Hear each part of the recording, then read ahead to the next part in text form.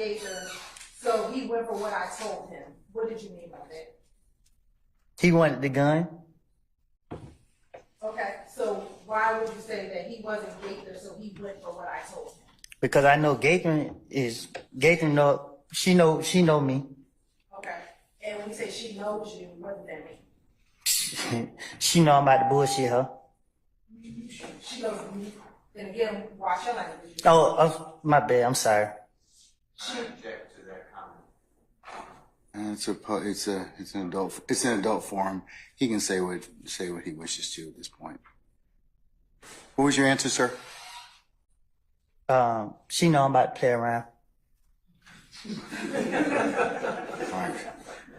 Okay. Judge Glanville is in serious trouble. We all know what's going on with the Young Thugs RICO trial. Well, the judge, he hasn't been doing. I don't know if he knows what he's doing, if he's ever handled a RICO like this before, but he's in serious trouble with the situation with Young Thug's lawyer, Mr. Steele, Attorney Steele. It says here that Fulton County's District Attorney Fannie Willis' rival, Ashley Merchant, scored a win in Georgia Supreme Court after the justices granted an emergency motion for bond in Young Thug's YSL RICO trial. The court issued an order Wednesday afternoon stating the 20-day jail sentence that Judge Uriel Glanville imposed on Brian Steele, the attorney who's representing Young Thug, pending the resolution of Steele's appeal of Glanville's ruling holding him in criminal contempt. He was trying to send him to jail. Steele himself is being represented by Merchant.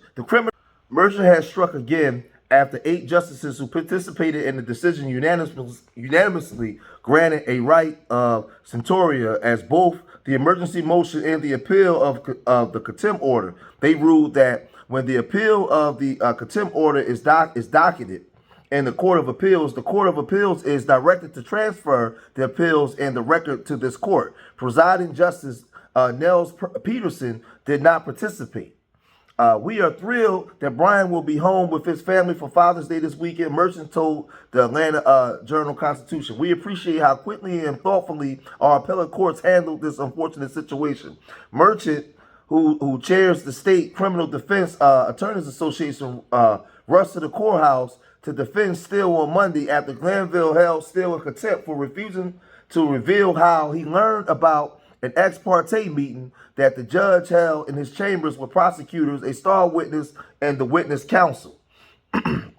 Steele raised concerns that none of the defense attorneys involved in the sweeping RICO case had been made aware of the meeting. He claimed that the judge and the prosecutors engaged in witness tampering during the meeting by telling witness Little Woody, whose real name is Kenneth Copeland, that he could remain in custody until the prosecution of 28 defendants and the case had ended. Only 6 of their cases have gone to trial, but the proceedings are expected to continue in 2025. Man, this thing gets real crazy, man. So they overturned. He tried to send them Young Thug's lawyer to jail for 20 weekends. It gets real crazy, man. Let's look into what happened in the courtroom today. Listen, Brian Steele got his nuts back. You know, he stood up for himself. Him and the judge went at it. The DA was trying to get him kicked off the case early on. YSL Woody, you know, he was funny as crap on the stand. But look, check this out. Did you go down to the police department after the police called you? I think. All right. I want you to go back to that day before Donovan Thomas got killed. I want you to tell the jurors what you remember about the day that Donovan Thomas got killed.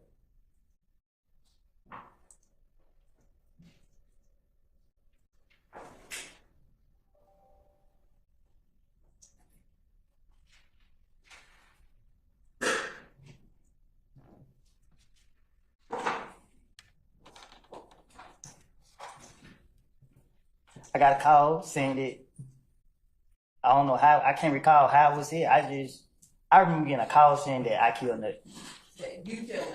The word was, I got a call and people were saying that, am I okay? They saying I killed Nut. Oh, I'm gonna sustain the objection. Before you got a phone call, can you tell the jurors where you were that morning before you got the phone call saying that I killed Nut? What you mean? Why was they morning? Where were you that day? You remember that day? Were you at your girlfriend's house that morning? Oh yeah. So tell the jurors what you remember about that entire day up until you got that phone call.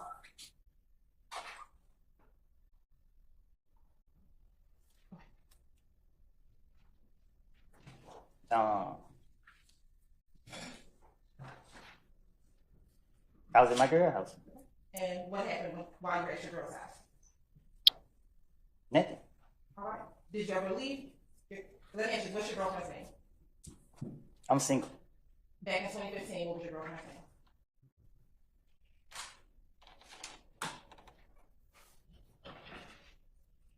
Do I have to answer that? Yes. Deshaun? Know someone by the name of Kel? I know a lot of people named Kel. Do you know someone who goes by the name of Shell Kel? I don't know him, but I know who you're talking about. Okay. And back in 2015, did you and Shell Kel have any issues? If he's still here, then now. What I got going on, if I heard what happened or I don't know what he said. I just know he said that. You know what I mean? People saying that I killed Nut, and he would call it. Now let me ask you this: did you kill Nut? Did you kill Nut? No. Now, when Moulton called you, was both Shannon and Little D in the car when Moulton called you? Huh? Was Shannon and Little D in the car when Moulton called you? I think so.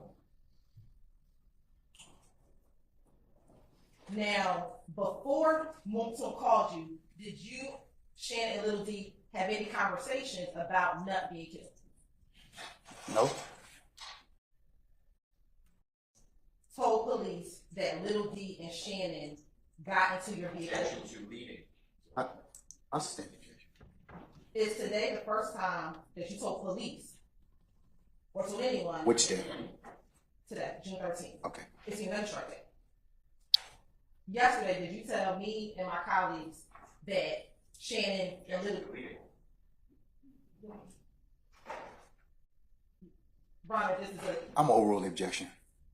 Yesterday, did you tell myself and my colleagues, Ms. Love and others, about Little D and Shannon being in your vehicle the night of the murder? Huh? Yesterday, did you tell myself and my colleagues, Ms. Love and others, about Little D and Shannon being in your vehicle the night of the murder? Huh?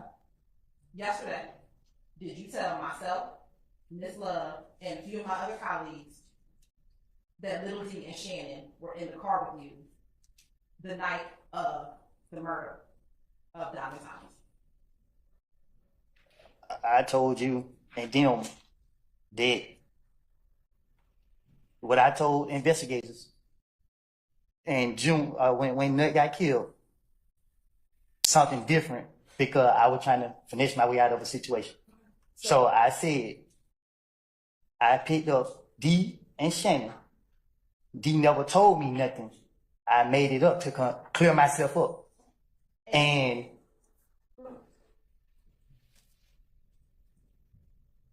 that's it. And was that yesterday that you said that? Did you tell us that yesterday, what you just said? You asked me to be truthful. And I didn't, and I told you. What I told the investigator back then wasn't me being truthful. So I'm telling you something that I didn't tell them because I ain't trying to go back to jail. I got it. But I asked you was yesterday. The first time you said this part, and now what you're saying today is what is truthful. What you're saying right now, what you're trying to tell the jury right now, is what you are now saying is truthful.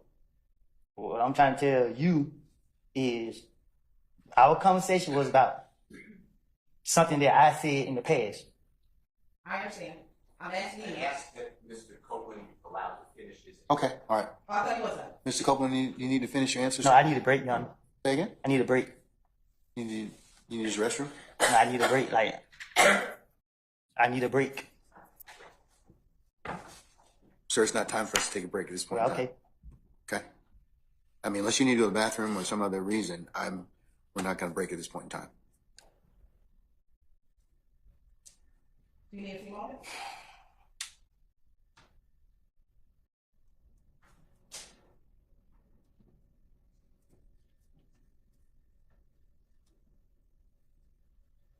was yesterday the first time that you told? Your Honor, I asked Mr. Copeland to finish his answer if he was still. I don't think he's finished. I think he's finished, Mr. Steele. So I'll overrule that objection. Or I'll look it up. And Mallory's Mallory. What the state did is they set up a series of questions, repeating the question that Mr. Copeland gets a call from a Detective Thorpe on January 11, 2015, morning hours, telling him, according to Mr. Copeland, that he needs to come down to the police department. Mr. Copeland is reaching out to people allegedly saying whether I come or not. He spoke with people who said go down to the police department. The state then, for some reason, immediately says, well, did Jeffrey Williams come? That's after the state elicits, it's non-answered because the witness said he doesn't know, that Jeffrey Williams' stepfather's house is supposedly shot up that night.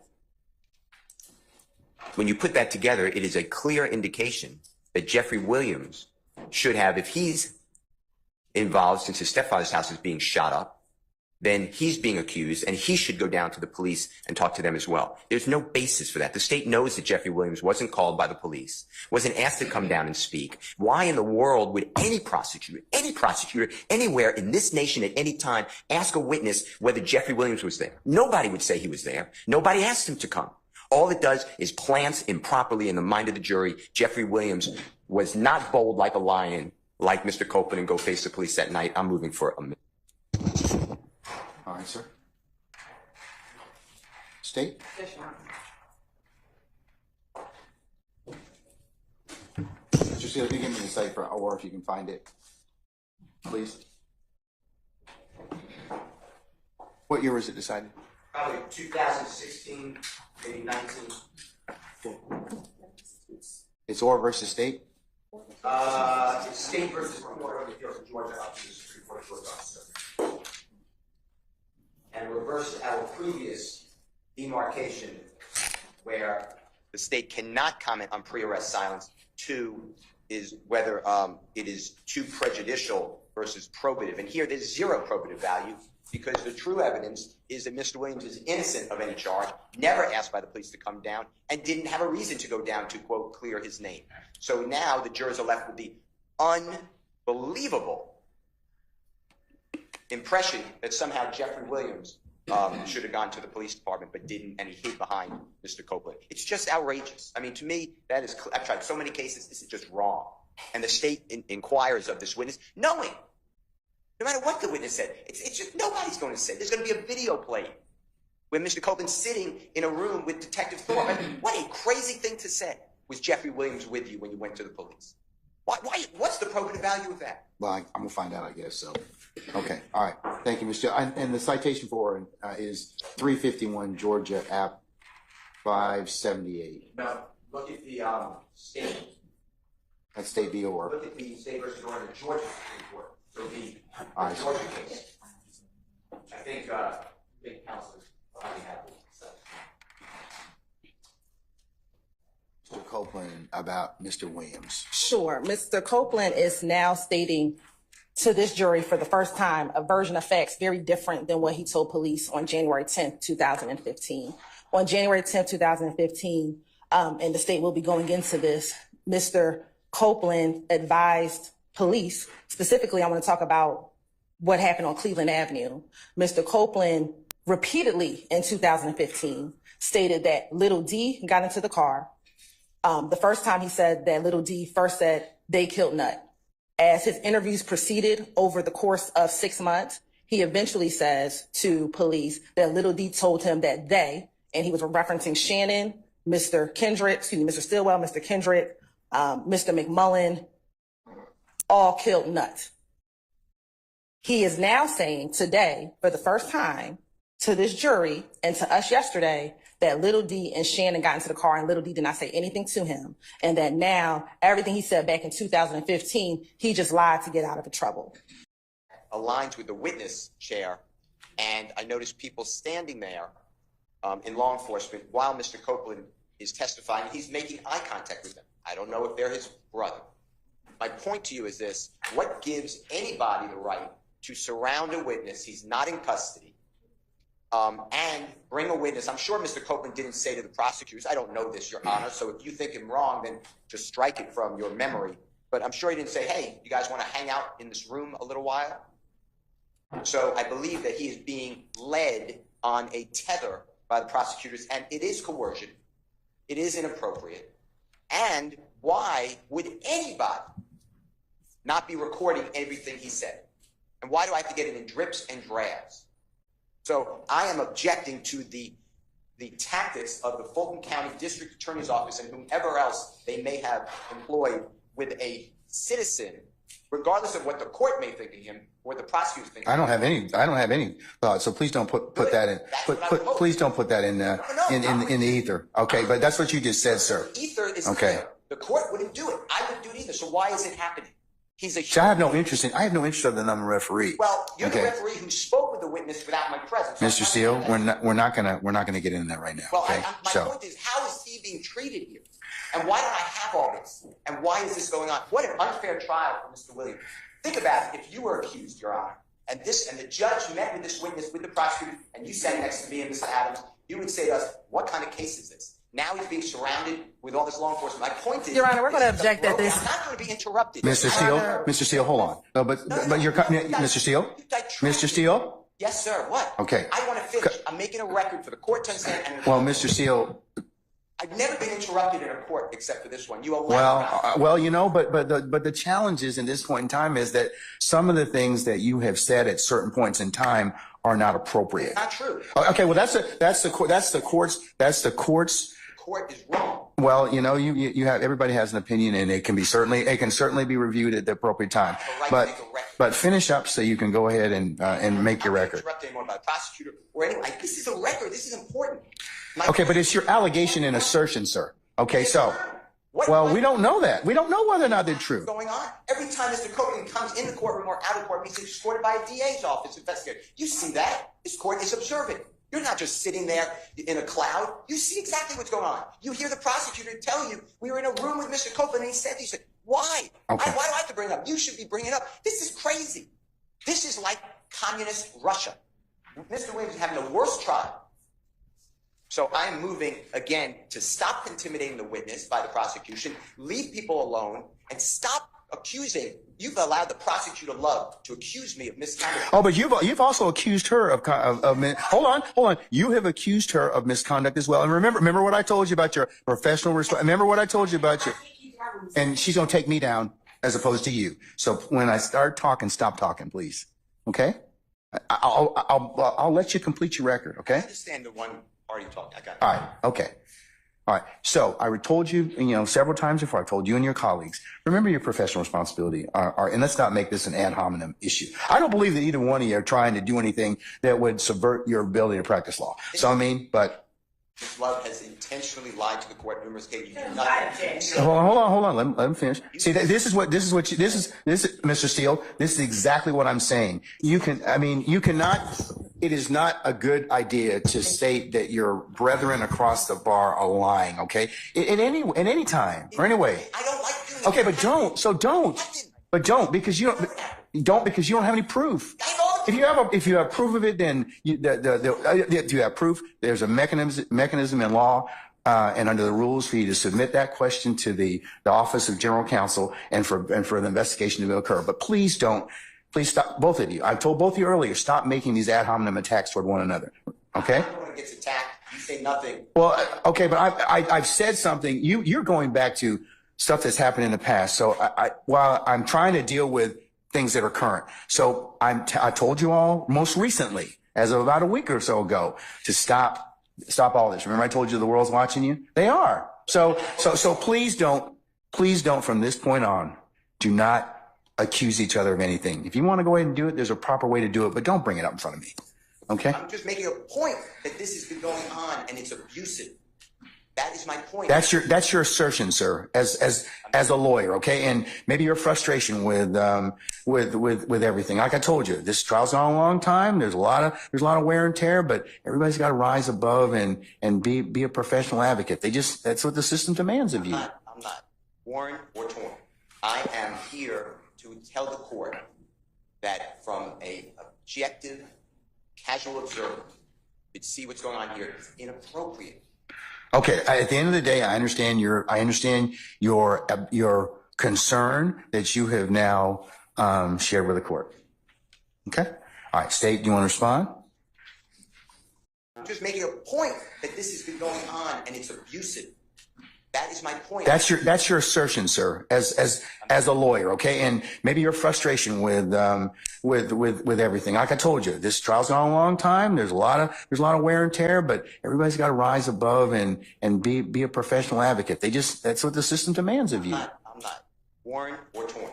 I am here to tell the court that from a objective, casual observer, to see what's going on here is inappropriate. Okay. At the end of the day, I understand your concern that you have now shared with the court. Okay. All right. State, do you want to respond?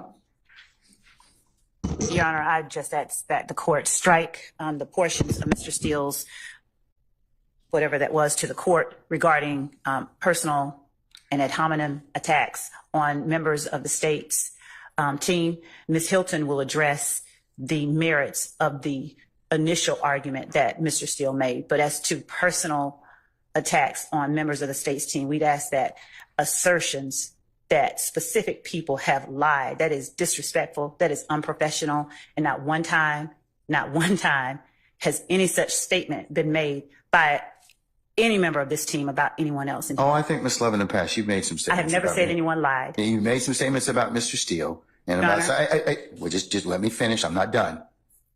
All right. And about several others of your colleagues. I mean, and it may have been the heat of discussion and everything else. Like I said earlier, there's enough blame to go around for everybody. All right. So, but can we kind of stop that and draw things kind of forward? I've had 2 or 3 conversations with everyone about their obligations as professional advocates under the rules. Okay. And that while the court certainly agrees that ad hominem attacks they don't make anybody look any good. They really don't. I mean, but I'm just saying I acknowledge that. I acknowledge what's been gone on in the past. So, and I ask that you all reflect upon that because, like I said, you can't say some of the stuff that people say to one another can't be taken back. They just can't. So, and that's just something that the court would just have you reflect upon. Thank you, Judge. Sides, okay. And we just ask again that statements like Ms. Love lied be stricken from the record. Those are personal attacks. There's none been made, at least not this day. I'm not gonna consider your ad hominem attacks, either one of you. Okay. Thank you. Or anybody's. All right. Okay. All right, Madam.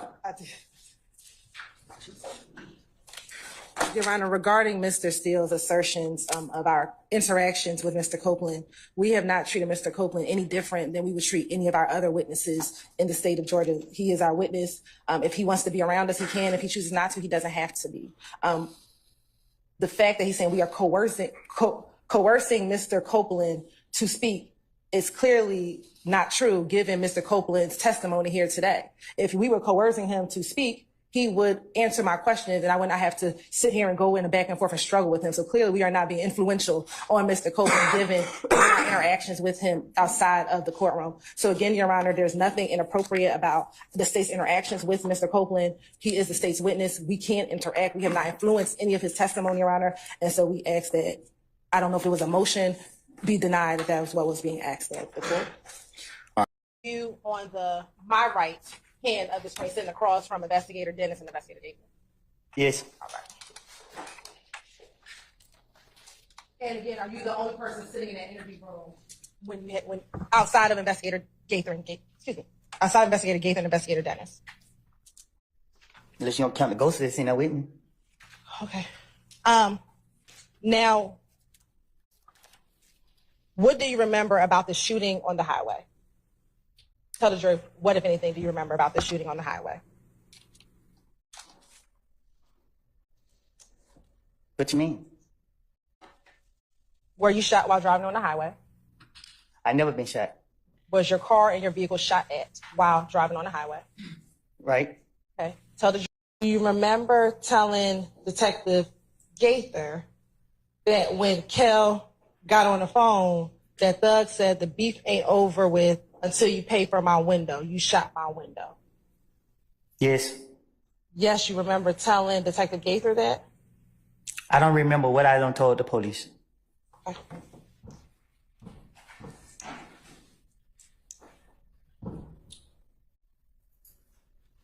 Let me ask you this. Are you just saying yes now to speed up your questioning? Most definitely. Okay. Do you recall also that you told Thug that your beef with Kel is over with? Yes. Do you recall what Thug said to you after you said that? Yes. What did he say to you? What did who say to me? What did Thug say to you? When? While he was on FaceTime at the Cascade skating ring. Who was on FaceTime at the Cascade Game Ring? Do you remember testifying earlier that you told Detective Thorpe in January 11th that Kel and Thug... I don't remember what I told the investigator, Detective Thorpe or whatever. Okay. Do you remember telling Detective Gaither in this January 28th interview that Thug said, nigga, I don't care about none of it. Look what y'all got going on. You still shot at me. Just pay for my window. You gonna pay for my window. Hey man, I ain't letting that go. Yes. Yes, you remember Thug saying that? Thug say that?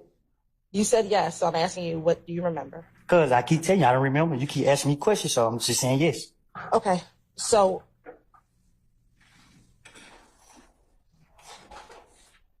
are you saying yes, that's what you told Detective Gaither?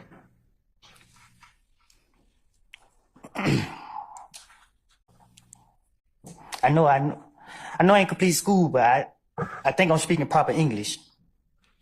I told you, I don't recall nothing I said to no polices. You keep sitting right here asking me the same question over and over and over and over and over. I'm tired of it. I'm drained. Okay. Well, if you just answer the questions I properly. answer the question. You ask me, I say yes, yes. When I say yes, you ask me the same question over and over and over and over and over. But did you just tell the court or this jury that you're saying yes just to move the process along? I think I said it loud and clear. So again, will you just answer the question, then we can move the process along? You keep asking, okay, yes. Is that, what are you answering yes to? Your question. Are you lying when you say yes? Huh? Are you lying when you say yes? Am I lying about what? Any question that I've asked you so far? Overruled, sir. I can't be lying because I told you up front that I don't recall. During the January 28th interview, let me ask you this. Do you remember back in 2015, after Thug and Kel got off the phone, did you speak with Kel any more about that conversation that he had with Thug? I don't recall. Okay. At Club Crucial on this same night where Kel punched you in the back of the head. Okay, let me make myself clear, right? Because you keep asking me about things I don't told investigators in the past. I can't say from when to when, but so much was going on. My name was on everything. The police kept coming to grab me. Every time they grabbed me, I had a different story for them. I know 100% facts, and I'm telling you now, I was not truthful. I was saying whatever they wanted me to say. I was saying whatever I could come up with. I was trying my best to convince them that I didn't do nothing, that I'm an innocent person, and that people put their hands on me. When they ask me about any of these things, you sitting here keep asking me step by step by step by step. And I'm telling you now, because you asked me, was I being truthful? Okay. I know I wasn't being truthful. So is your testimony today that you lied in every interview that you did in 2015? Well, see, you the way you asking that, I don't recall what I was saying in the interviews, but I'm telling you now, when they was questioning me, 2015, 14, whenever they was questioning me, I was lying. I was making up stories. So when they were asking me about this right here, I was making it up. When they were asking me about this right here, I was making it up. And when they was getting me and they would let me go, I'm just telling you. Do you recall telling every detective? Every time they got me, I have told the police, I tell y'all whatever y'all want to hear, just let me go. Do you recall telling every detective in every interview, you got to believe me, I'm telling y'all the truth? Okay. That sound like me. Do you recall telling every detective in every interview that you can go fact check what I'm telling you? Say that again? Sure. Do you recall telling every detective in every interview that you had in 2015, you can go check what I'm saying so you can believe me? Probably. I don't know if I said it or I ain't said it. In some of those interviews, were you in custody? Were you arrested in some of those interviews? I think so. Okay. Do you recall telling detectives in those interviews that you're just trying to get out of jail? So I'm going to tell you all what happened so you can check it and I can get out of jail. Yeah, I told the investigators that I remember, I think in one of the interviews, they was locking me up and my child's birthday was coming up. And when they got me, I said, listen, man, Whatever y'all want me to say, I would tell you right now. Just tell me what to say, and I would say it. Tell me what y'all want to know, and I would tell you. So if they would have asked me about President Trump, I would have had a story about Trump. If they would ask me about you, I would have had a story about you. Whatever to convince them that I ain't doing nothing, it wasn't me. That's what my intention was. So you're asking me about interviews, and I keep telling you, you keep asking me step by step by step by step by step by step by step by step by step. This is what I did. When they got me on this day, and I was going to jail, I try to come up with something to tell them. That's why I can't tell you what I said. I was making it up. What benefit would it be for you to lie to the police if you were trying not to be in trouble? I was hoping to convince them so they could let me go. So why would you lie to convince them? What you mean? Why would I lie to convince them? Right. Why would you lie to convince them if you wanted to not go to jail? Why would I lie to convince them to not go to jail? Right. But they don't know that I'm lying. Well, they didn't let you go immediately, did they? Sometimes they let me go. Right. But So when the time they let me go, I thought I was smarter than them. did the detective say that they had to fact check what you said before they let you go? Can you say it again? Sure. Did the detectives tell you that they had to fact check what you were telling them? And you know, in some situations. Right. And so what benefit would it be to lie if they told you that they had to fact check it? Oh, it wasn't no benefit because what they did was they picked and choose what they wanted to take from me, and they still left me in jail, so they came back and beat me in the butt. Okay. So going back to my question from January 28th, 2015, did you see Pokey at the club? You want me to be honest with you? I think I just did. I just told you the God, honest truth of what I did from January, from 2014 until 2021. Every time they got me, they already know me. They already know I got a whole bunch of bullshit to say. I'm going to ask you to refrain from cursing. Oh, sorry, everybody. No disrespect. I'm sorry about it. But. Overruled, sir. Overruled, sir. What harm would have come from telling the truth about you and your friends? Can you explain it? Sure. What harm? Why would you need to lie if you were just trying to tell them about what you and your friends were doing? What? I sustain the objection. Going back to the January 28th interview, understanding that you said you lied, did you tell Detective Gaither that you saw Pokey in Club Crucial on the Monday night where Kel knocked you in the back of the head? I don't recall what I said. Do you know who Pokey is? Yes, I do. Who is Pokey? A friend. Of who? Me. Okay. Is Pokey, they come get you on January 11th? Didn't have to. Okay, you drove down there you had Moonsoon take you down there. Because everybody was telling me to go down there. Okay. And Moonsoon, didn't you encourage Moonsoon to come and talk to the police too? Say that again? Did you encourage Moonsoon to come and talk to the police? I think I remember telling him that they said, man, you did it. You need to come in here with me. And do you remember him telling him, nah, I'm going to wait for them to come to me? No, I think he told me to give the investigator his number and tell him if they wanted him to call him, if I'm not mistaken. Do you remember telling Detective Gaither? I came out here, I got Moonsong, and I'm like, you don't want to come in and talk to him, bruh? You know your name in it, bruh. And he's like, shit, I'll wait on them to call me. I know Detective Gaither she got somebody against me. She making her business to try to get me. So anytime that she trying to question me, I'm going to spin her every chance I get. But I do not recall what I told her when she questioned me, but when she questioned me, I know she trying to get me. Okay. Well, what do familiar mean? Well, you just answered that you were familiar with Nut, so. I sustain the question. When I just asked you, were you familiar with Nut, and you said yes. Why did you say yes? Because people have different definition of things. And I knew of Nut. Okay. If that's the same, then I guess. Did you spend more time with Nut or with Thug back in 2015? I spent more time with Thug. I didn't hang around Nut. Did Thug ever speak with you about his relationship with Nut? No. Did you ever observe Thug and Nut together? I never saw those two together. I never been around those two together. No, it never crossed my mind. So how were you able to tell Detective Gaither that Nut and Thug was cool? Because they're questioning me, and I'm trying to get them off of me, and she asked me questions about Nut and Thug, I guess, and I'm telling her whatever she asked me. Let's say she asked me a question about this guy. I'm gonna say, yeah, I seen this guy. It's blue. Whatever she asked me, I'm gonna agree to that. I'm gonna say whatever she asked me. If she asked me about this reporter right here, I'm gonna say, yep, she's sitting outside me with white tennis shoes on. I'm gonna say something. Just because I want her to believe I'm telling the truth, that I want her to get me out of jail. But she has on white tennis shoes, don't she? Don't you got on white tennis shoes? She got on Chucks. Right, and they white, right? What color your shoes is? Okay. She got on Chucks. So you telling the truth. What color your shoes is? She said they white. Right, so you're telling the truth then. Well, it depends. See, you pick what you want to tell them. So did you also tell Gaither in another interview that Nut and Thug had problems? Can you say it again? Did you also tell Gaither in another interview that Nut and Thug had problems? See?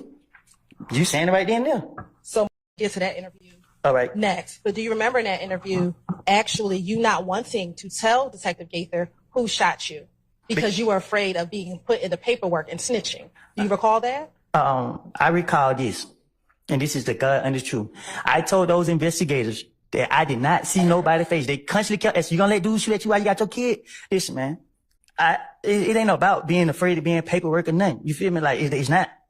Do you recall telling the police that you did not want to be in the paperwork? I probably did. But if I had to be in paperwork, I'm still gonna be the same person. Let's get back to the January 28th interview. Do you recall telling Detective Gaither that even when you were in Miami, he stood back and stuff? It looks like he wasn't happy with you anymore. It just felt different. Can you tell me what because you asked me about interviews. A lot of stuff started changing. You got to be more specific because at one point, the police were targeting me so much that I was turning against everybody. I was thinking everybody was out to get me. So when the investigators started asking me questions, whoever they started asking me questions was, they started becoming a problem with me because I started thinking everybody was out to me. So I can't tell you what I said to Investigator Gaither, Dennis, or any other investigator that questioned me.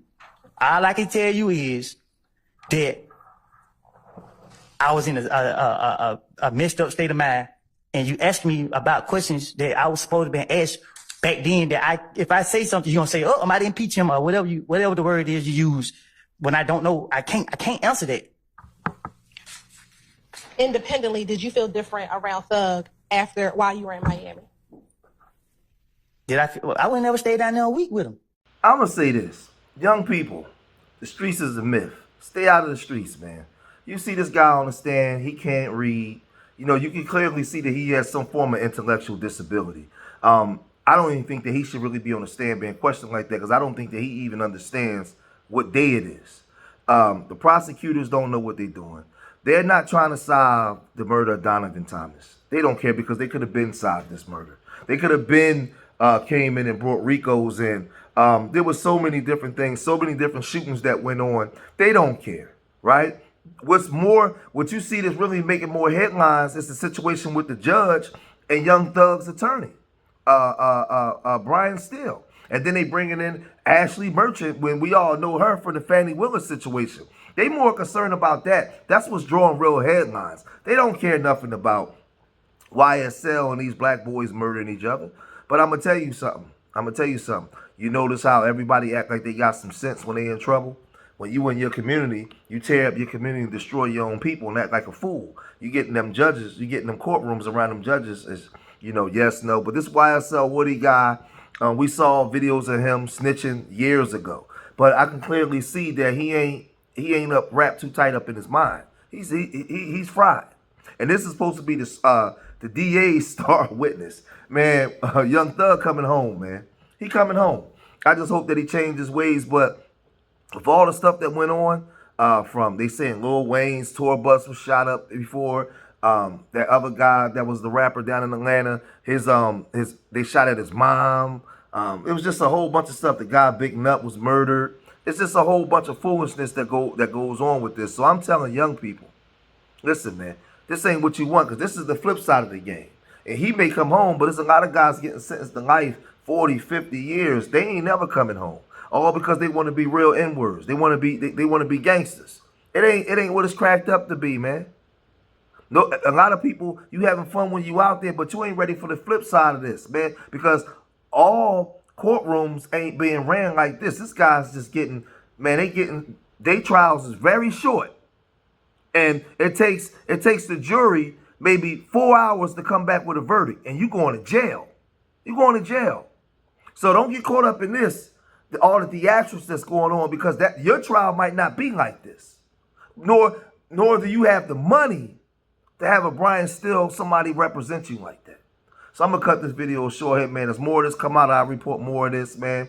If you made it this far in the video, hit that like button, subscribe to Street Media TV. And remember, I love y'all. Till the next time, peace.